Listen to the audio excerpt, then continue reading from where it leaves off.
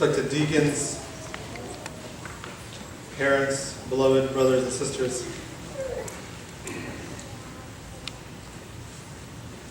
You know, recently I've been getting into baking a little bit. I don't know why you laugh. That's not funny. It's a serious matter.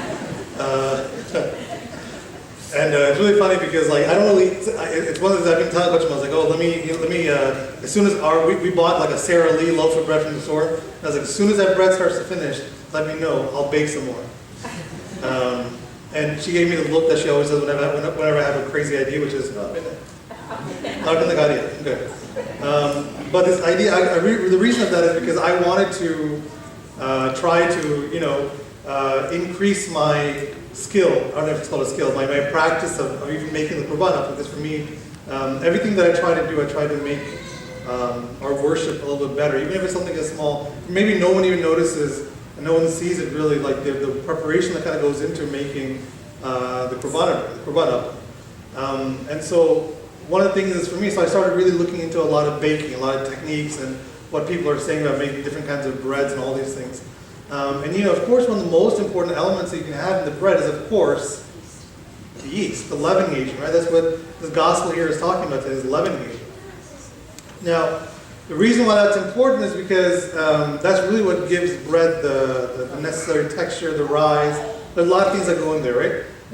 Lots of different things. But really, the yeast is really what's important. Yeast is alive, it's living. And for us, within our korban, especially, the reason why we have leavened bread as opposed to there are some denominations that don't use leavened bread, they use unleavened bread. But for us, we use leavened bread because it is alive, it is a living thing. Christ is the God of the living. He says, I am the living sacrifice. So for us, when we talk about leavening, why it's important, it kind of goes throughout the entire dough. And you'll notice it. I know many of you may bake yourselves, maybe you make cakes, or even like different kinds of appams, that use yeast. And so when you bake the bread, you'll notice that when you make the dough and put it all together, it has this tendency to rise. You want it to rise. If you don't get a good rise out of it, you're not going to have a good bread, or a good cake, or a good appam, or whatever you're trying to make. The yeast that's in there kind of goes throughout, it kind of spreads out throughout the dough, the mixture, and it starts to consume the sugars and the carbohydrates that are in the flour, in the meal. And so then they start to expand, right? And then it expands, and then there's a slight chemistry lesson for the day. That's how you get yeast. If you have good yeast, you'll smell it. You can smell the yeast, right? Whenever you're baking, you have that smell, especially when you let it rise for a few hours or a couple hours. The kitchen starts to smell like that yeast, that bread. And for some of you, that might be a good smell. For some of you, it might be a bad smell. If it's a bad smell, go check the quality of your yeast. It might not be very good. Because I remember one of the first few times I started learning how to make korban. I remember thinking that, my yeast, my dough smells kind of funny. It smells kind of bad. It smells like feet. Why does it smell like feet? I mean, there are, I'm getting concerned here. It's not supposed to smell that bad. And then I started getting some advice from other chains and started talking to me about different things. And probably what happened is I don't think my yeast was so mature. It wasn't very good yeast. It wasn't as mature as it should have been. When you have a good yeast, you see it. The dough becomes very soft. It rises really well. There's a good texture to it. Once it bakes, it makes the bread stronger when it bakes in the oven and it comes out. There's a nice, good texture to it. So all these things are kind of important, but you don't know that. You won't know that until probably the final product. Until you start smelling the yeast in the kitchen. The disciples here are kind of stuck in the same boat here. They're thinking with their tummies, their bellies. They're hungry. They're like, oh, you know what we forgot? We got the bread. But if they weren't thinking with their bodies, if you think about it, with their flesh, they would have realized, as Christ had reminded them, what are you worried about food for? What are you so worried about?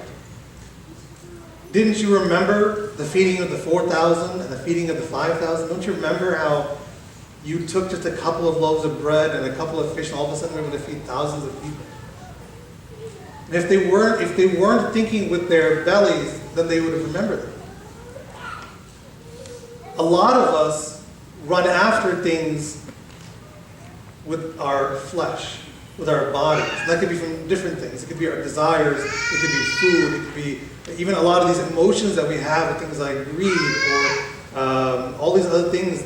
A lot of our emotions are governed actually by our body.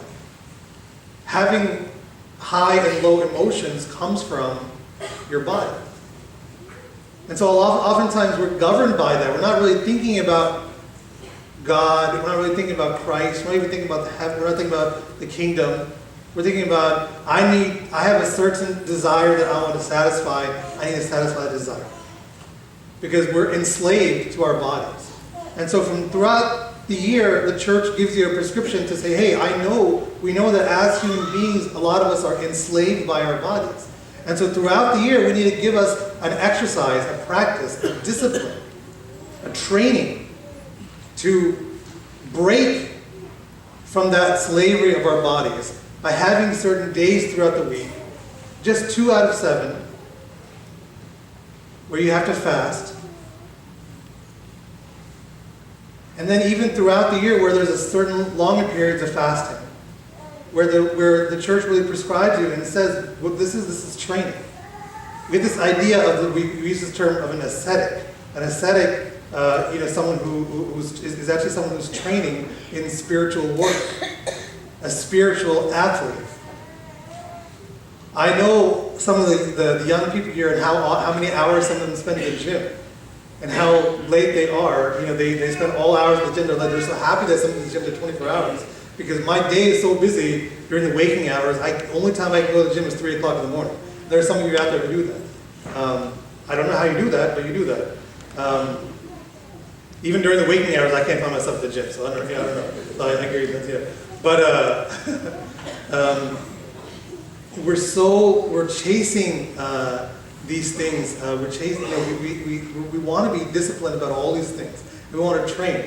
I've seen some of these guys, and we just had the running gun the other few weeks ago. And some of these guys are tearing ACLs and destroying their bodies because they still have this dream of being in the NBA maybe one day, or something. But at least I don't know. If you don't play at all the whole year, then all of a sudden you go to run and gun and you play as hard as you can. What's going to happen? You got injured. You're going to get injured, right? We did have a few injuries of people that are playing. Maybe it's because they didn't play all year. Maybe they weren't practicing as hard as they should, whatever it was. How can we expect to go out in this final game without any kind of training and expect to be really, really good? That's the expectation that all of us have with regards to the kingdom. We know that if I don't ever study, I'm never going to pass that exam. If I don't ever go to class, I'm not going to pass that test. If I don't ever work out regularly, there's no way that I'm going to win this championship. If I don't practice this game, there's no way I'm going to get better. If I don't practice my songs or my speeches, I'm not going to do well for these competitions that are going to come up. So all these things we know. But then all of a sudden we think that the gates of heaven are going to be open to us by not doing anything throughout our entire lives to actually get there. Life in the kingdom is supposed to be different than life here. But our life here is a practice for life there. And so the quality of our practice down here is going to determine the quality of our life up there. But what the leaven of the Sadducees and the Pharisees that Christ is talking about is these unnecessary teachings that are kind of going around telling us it's okay. Focus on the things that you want. Focus on your desires right now. Don't worry about all these other things. It's okay. Rationalize as much as you want. Are you tired today? It's okay. Be late for church. Are you hungry today? It's okay. Don't fast today because you're hungry. All these things, would any of us realistically tell our kids if they woke up, Monday morning, let's say tomorrow morning they wake up and they're like, oh, church was so tiring for me. Can I just not go to school today? I doubt any of our parents would be like, oh, Mone, I know church is so hard for you. You're sleeping today. Don't go to school today. It's okay. But then wake up on Sunday morning and they say, oh, Mom, Dad, it was a long night last night. I don't know, let's just go to church late. Oh, yeah, it's Sunday, let's go to church late. Let's not worry about it. Oh, I'm really hungry today. Do we have to fast? We start rationalizing and justifying all these things when it comes to our spiritual life. But when it comes to every other part of our life, we're so strict. We have to be the best. This is the exact opposite of what Christ is trying to teach us, but this is exactly what this leaven of the Pharisees and Sadducees is telling us. This is what the teaching of the leavening of this world that we're stuck in. That's what this world is kind of telling us. Sunday is the day that you need to take your break. That's the day everyone gets to sleep in. Because Saturday and Friday is the day everyone needs to stay up. So Sunday, sleep in. That's your day of rest. And they'll come to you and say, hey, didn't God rest on the Sabbath? So shouldn't we be resting today? Why do we have to wake up so early in the morning, come here and spend all these hours at church? That's that false teaching we're talking about, trying to deceive us. You know the fruits of that when you smell that yeast. Does it smell good? Does it smell wholesome? There's something about it that's uplifting, that's building you up? Or in the long run, is this going to turn into smelly, dirty feet? You'll know the fruits of your labor, the fruits of that labor, by looking at what the results are. Does it build up? Does it divide? Is it going to make us stronger in our faith, or is it going to make us question our faith? All these things are there. All these teachings are there. And that's exactly what Christ is kind of telling us here. If we follow our desires and follow the enslavement of our bodies, we're going to miss all these specific teachings that Christ is talking about. Because he says, beware. Every single type of thing that we're exposed to, whether it's media, social media, the news, all advertising, whether it's in word or in print or online or on TV, whatever it is, it's trying to get you to continue your enslavement to your body. And that can be for any type of desire. But what Christ is trying to tell us is, divorce yourself from that enslavement. Cut off those shackles of enslavement. And focus not on the things of this world, not on the things that your body wants so much, but really on that kingdom. And we practice with that discipline. And as we become stronger in that practice, in that discipline, that's our training. Then when we're faced with actual spiritual warfare, then we'll be more successful. We'll be able to defeat our temptations. Because our day-to-day lives are just training for the spiritual battles that are going to come at us.